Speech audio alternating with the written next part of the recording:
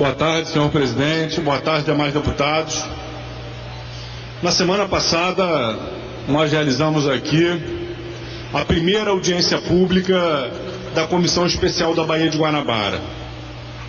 A gente tem assistido aqui no Rio de Janeiro, em decorrência da realização dos Jogos Olímpicos, muitos debates, muitas matérias de jornal sobre a situação da Baía de Guanabara, da qualidade da água, das suas possibilidades para receber a realização de diferentes provas de vela.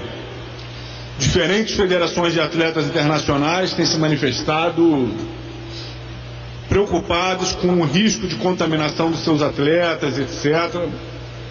E, inclusive, a Associated Press encomendou um estudo que alarmou autoridades, atletas, ambientalistas, destacando uma alta concentração de vírus se reproduzindo sobre as águas da Baía de Guanabara. Essa casa aprovou uma comissão especial para discutir e acompanhar essa situação da Baía de Guanabara. A Baía de Guanabara não é só um espaço fundamental de biodiversidade, também é crescentemente um espaço ocupado pela presença da indústria de petróleo, é também uma via de transporte marítimo por onde passam diariamente centenas de milhares de pessoas.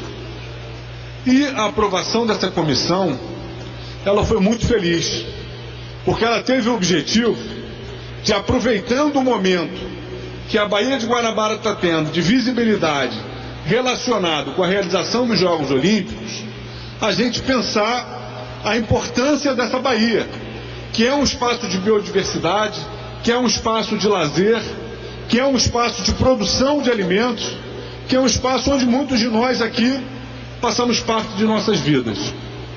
E aí, olhar para a Baía de Guanabara, para além das Olimpíadas, é olhar para a Baía de Guanabara pensando no meio ambiente, é olhar para a Baía de Guanabara pensando a saúde pública. Essa audiência pública da semana passada, essa primeira que realizamos na comissão, ela debateu o tema Vida Marinha na Baía de Guanabara. Ele é um tema que guarda, ao menos, duas importâncias centrais.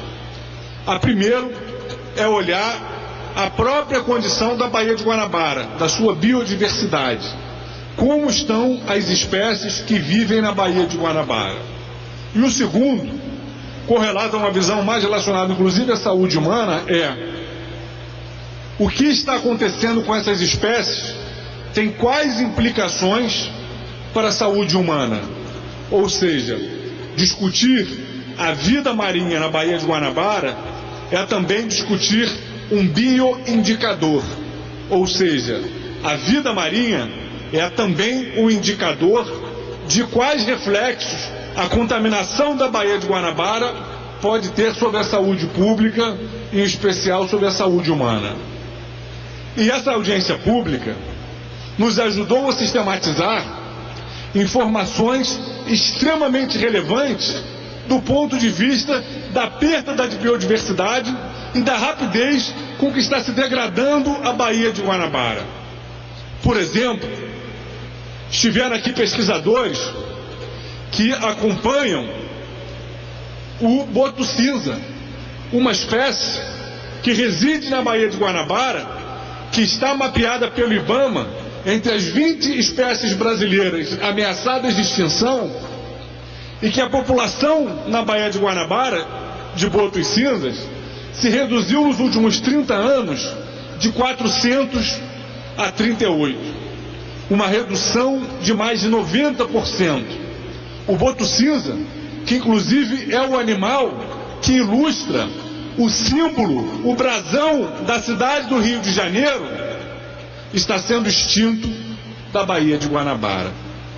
Discutimos a situação das tartarugas verdes, aruanã, tartarugas que estão sofrendo também com um processo de contaminação que faz com que hoje quase metade das tartarugas verdes na Baía de Guanabara estejam com fibropapilamitose, ou seja, estejam desenvolvendo um quadro, né, que é uma espécie de herpes, que coloca em questão a própria sobrevivência dessa espécie por um período de tempo maior, dificulta a sua locomoção e pode levá-la à morte. Discutimos a situação dos cavalos marinhos, que são muito ilustrativos dos dramas atuais da Baía de Guanabara, presidente. A gente tem um levantamento da presença de cavalos marinhos na Ilha do Governador, que até um ano atrás se mapeava cerca de 217 indivíduos ali próximo à Ilha do Governador. Houve um acidente com uma indústria chamada Cosan, que inclusive só foi mapeado esse acidente, não, um despejo irregular de resíduos tóxicos, só foi mapeado porque um pesquisador que trabalha com a preservação dos cavalos marinhos estava na água, foi atingido com aquela contaminação, chegou a ficar com seu corpo inteiro com uma reação alérgica, e esse acidente matou diversos cavalos marinhos, levando com que hoje tem uma redução da sua população de 217 para 14 indivíduos mapeados ali na região da Ilha do Governador. E as outras espécies que estão presentes ali naquela área? E o peixe, que inclusive muitas vezes ainda nos alimentamos de pescado da Baía de Guanabara. O que está acontecendo com essas espécies? É muito grave. É muito grave o que está acontecendo com a Baía de Guanabara, e essa primeira audiência pública, discutindo essas espécies ameaçadas de extinção, já foi muito ilustrativa. Por exemplo, pesquisadores que trabalham com levantamento do estoque pesqueiro presente na Baía de Guanabara apontaram que hoje já há uma mudança nas espécies que são pescadas e vendidas para atender ao consumo humano. Espécies anteriormente consideradas mais nobres estão desaparecendo, e espécies que anteriormente não eram muito consumidas, como por exemplo a corvina, têm ganhado cada vez mais centralidade nos mercados, porque algumas das espécies que eram consumidas estão tendo uma diminuição drástica da sua presença na Baía de Guanabara. Mas a Baía de Guanabara ainda está viva. A Baía de Guanabara ainda é um importante espaço de biodiversidade, inclusive guardando espécies que são típicas dessa localidade e difíceis de encontrar em outras regiões. Só que hoje a Baía de Guanabara continua muito ameaçada pelo despejo de esgoto sem tratamento.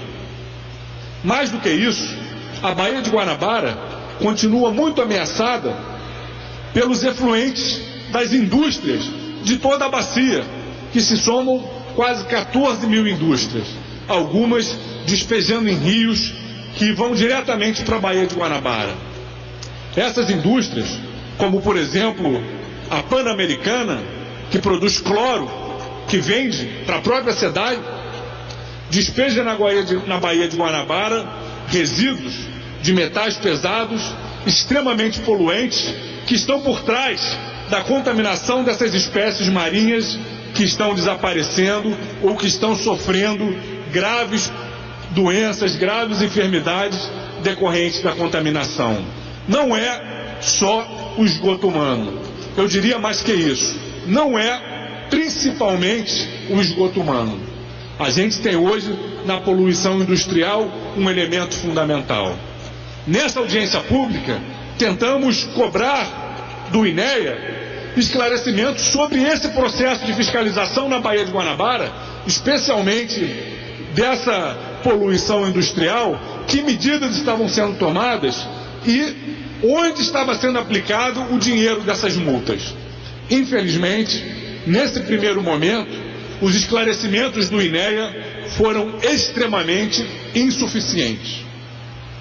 Pouco se esclareceu, se discorreu sobre muitos temas, mas pouco sobre a fiscalização e as ações de recuperação desenvolvidas na Baía de Guanabara. Isso é muito importante, porque a Baía de Guanabara, repito eu, continua sendo um importante berço de biodiversidade. E o processo de recuperação na APA de Guapimirim é hoje um grande exemplo de como é possível recuperar cada vez mais a vida nessa importante baía. E além da poluição industrial, meu presidente, para concluir, a gente tem também um problema da crescente presença da indústria do petróleo. A gente teve, somente no ano de 2014, a presença de mais de 4.000 embarcações vindas de fora e circulando na Baía de Guanabara. Essas embarcações trazem uma série de problemas, desde o barulho, ao despejo de óleo, graxa, até o despejo da água de lastro. A água que fica dentro do navio para que ele se equilibre e que é muitas vezes trocada e despejada em diferentes lugares. Essa água de lastro traz espécies exóticas para a Baía de Guanabara, algumas que não têm predadores naturais aqui na Baía, e por isso acabam configurando novas pragas. Um dos pesquisadores afirmou estar observando algumas áreas de mangue, que são importantes para essa reprodução da vida marinha, que estão sendo atacadas por pragas que não têm predador natural. E aí são diversos fatores que se somam nesse processo de poluição da Baía de Guanabara. A gente insiste, a Baía de Guanabara não pode se tornar uma zona de sacrifício, porque ela ainda está viva e porque ela ainda pode recuperar cada vez mais vida. Recentemente, o prefeito Eduardo Paes deu uma declaração defendendo que os navios que hoje estão ancorados na parte externa da Baía de Guanabara, no oceano, próximo às praias, deveriam se deslocar dali para novas áreas de fundeio para dentro da Baía de Guanabara, ou seja, ficariam ancorados dentro da Baía de Guanabara. Nós discordamos veementemente dessa proposta que trata a Baía de Guanabara como uma área de sacrifício. Ou seja, como hoje já é uma área que está sendo extremamente poluída e contaminada, a lógica da proposta do prefeito é acabe-se de vez com ela. Discordamos veementemente dessa proposta e vamos lutar contra o aumento das áreas de fundeio no interior da Bahia, porque isso traz graves consequências. Mas esse debate está apenas começando. Para concluir, esperamos que a nossa comissão traga uma contribuição para que a Assembleia Legislativa apresente uma agenda para que a Baía de Guanabara recupere vigor, recupere cada vez mais vida, recupere força, porque o governador Pezão postergou a responsabilidade do Estado em dar respostas para isso, e no próximo dia 11, na sexta-feira da semana que vem, realizaremos uma audiência pública sobre parâmetros de avaliação da qualidade da água na Baía de Guanabara e a saúde pública. Bactérias, matéria orgânica, metais pesados, vírus, o que isso representa para a saúde humana, para além das Olimpíadas. É um debate fundamental para todos nós que acreditamos que o meio ambiente não pode ser tratado simplesmente de forma instrumental pelo homem, mas como fundamental para a nossa própria sobrevivência. Obrigado, senhor presidente.